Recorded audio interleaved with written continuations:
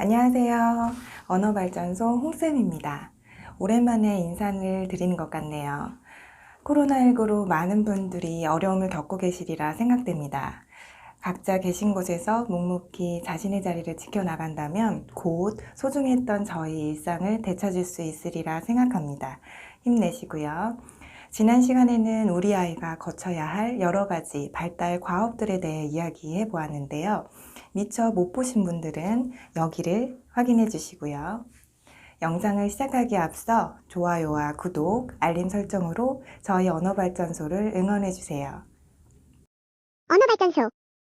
오늘은 언어치료를 시작하기에 앞서 엄마가 혹은 부모님이 꼭 가지셔야 할 마음가짐에 대해서 이야기해 보려고 합니다. 엄마의 마음가짐 하나. 꼭 말이 아니어도 우리 아이는 지금 엄마와 그리고 부모님과 의사소통을 하고 있습니다. 언어치료의 목표를 반드시 우리가 듣고 싶어하는 말로 제한하지 마세요. 언어는 우리가 생각하는 것보다 넓은 의사소통의 개념을 포함합니다. 단편적인 목표로 말로 표현하는 것으로 설정하면 다양한 부작용들이 나타날 수 있고 이로 인해 오히려 진전이 더디게 나타납니다. 넓은 의미의 언어를 목표로 잡는다는 건 한마디로 우리와야 내가 대화할 수 있고 우리 아이가 사람들과 소통하는 것으로서 넓은 의미의 언어를 목표로 잡으시길 부탁드립니다. 말로 표현하지 못해도 우리 아이는 내면의 수많은 언어로 엄마에게 표현하고 있는 중입니다. 아이가 단지 말을 못하기 때문에 겪어야 할 수많은 좌절의 경험을 가능하면 짧게 지나칠 수 있도록 부모님들께서 도와주시기를 부탁드립니다. 엄마의 마음가짐 2. 아이의 언어에만 초점을 맞추지 마세요. 이것은 우리가 아이의 장점을 외면하고 단점만 바라보고 있다는 뜻입니다. 그것은 루브르 박물관에 가서 모나리자 그림 단 한 장만 보고 난 루브르 박물관 다 봤어. 이제 안 봐도 괜찮아. 라고 말하며 다른 좋은 작품들을 외면하는 것과 같습니다. 모나리자 그림만 보면 루브르 박물관을 모두 다 이해한 것일까요? 우리는 흔히 말을 잘하면 똑똑할 것이다, 공부를 잘할 것이다 라는 인상을 받곤 합니다.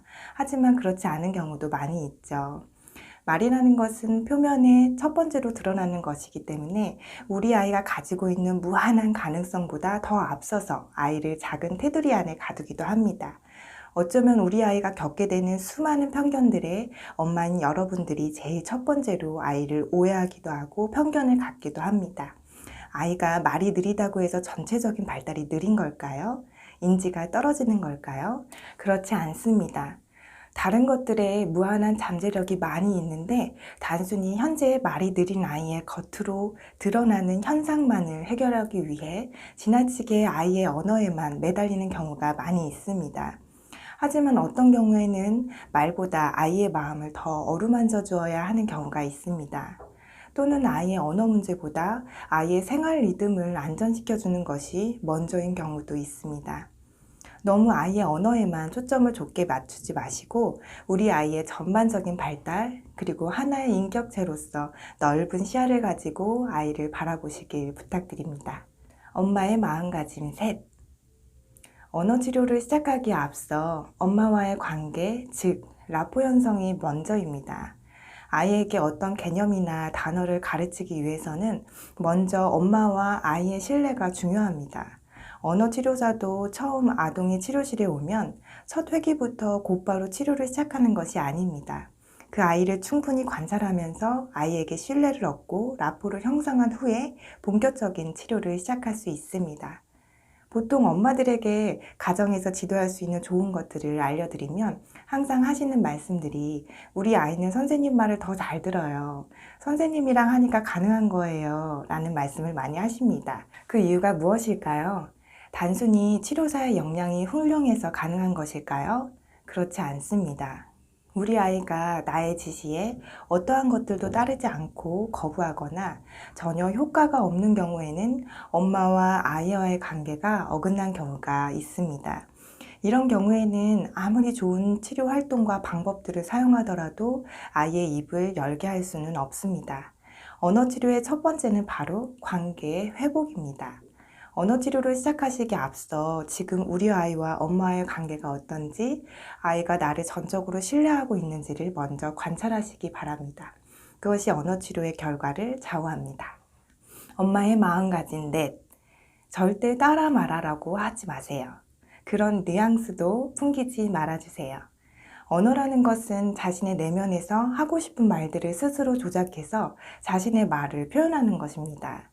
따라 말하는 것으로 말을 유도할 수는 있습니다. 하지만 우리가 사용하는 언어들이 그것이 전부일까요? 그렇지 않습니다.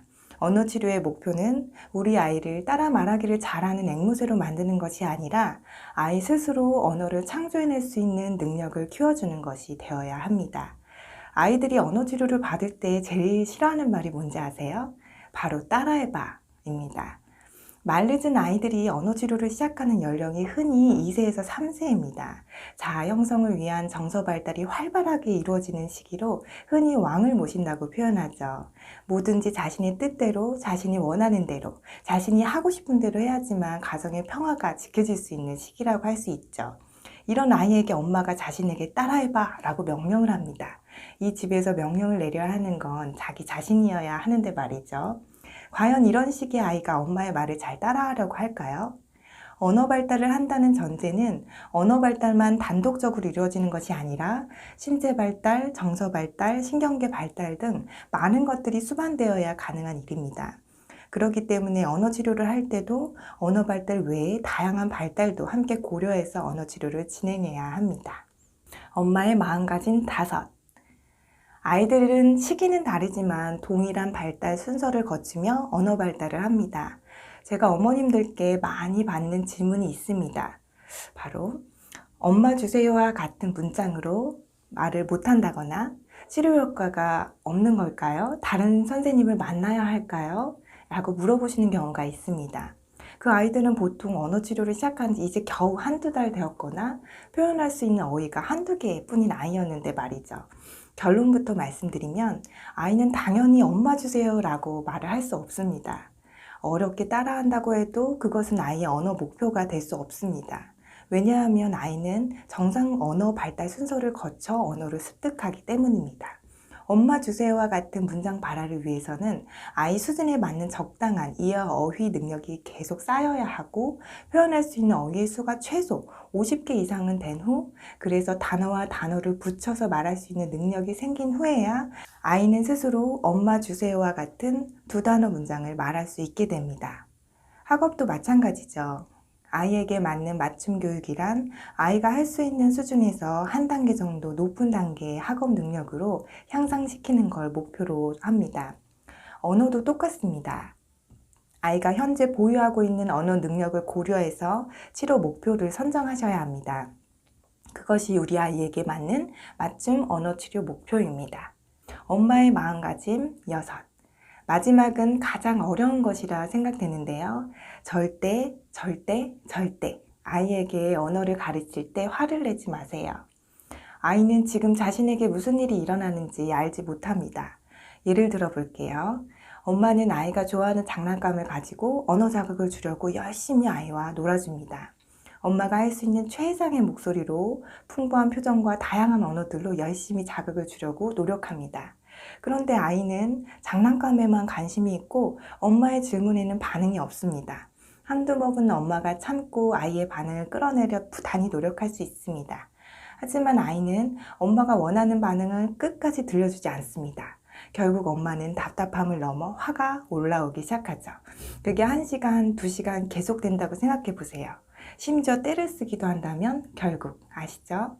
네, 결국 아이에게 화를 내고 맙니다. 그런데 아이의 입장에서 생각해 볼게요. 오늘따라 엄마가 잘 웃어주고 내가 하는 말에 뭐든지 반응해 줍니다. 엄마랑 재밌게 잘 놀고 있었는데 갑자기 엄마가 화를 냅니다. 이게 한 번, 두 번, 하루 이틀 계속 쌓인다고 생각해 보세요. 아이가 엄마와의 언어놀이를 즐거워할까요?